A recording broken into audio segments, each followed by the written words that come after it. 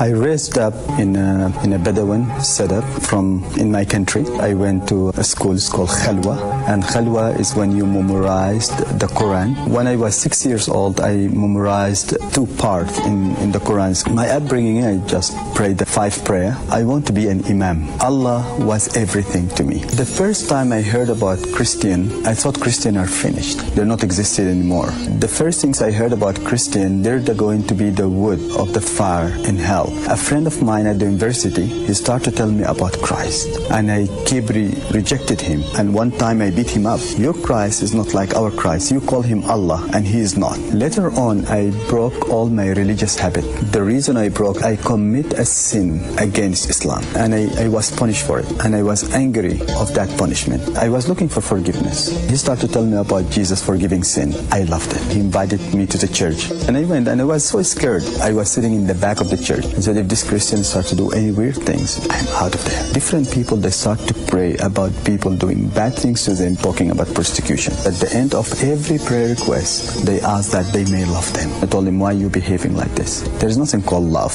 Love is only in the movies. And he opened the Bible when Jesus said, love your enemy and pray for those who persecuted you. And I never heard this teaching before. I spent all night just reading the Bible. I never read something like this before. It's easy to kill and hate, but it's difficult to love. I met an elderly lady who was a Muslim, became a Christian. From the same tribe, she was kicked out of the tribe because she became a Christian. She lifted a blanket from her leg, and all what I can see is a burning flesh sticking to her bones. And I told her what it is. She said, this when I became a Christian, they burned me alive. And I told her, are you ready to be burned for him? She said, yes, because he died for me first. And here was a turning point in my life. I went to my friend and I told him I'm ready to be a Christian. I did ask Jesus to forgive me. I did ask Jesus to come to my heart. I thought that after that prayer, something dramatically had to happen. Nothing happened. But there is one thing.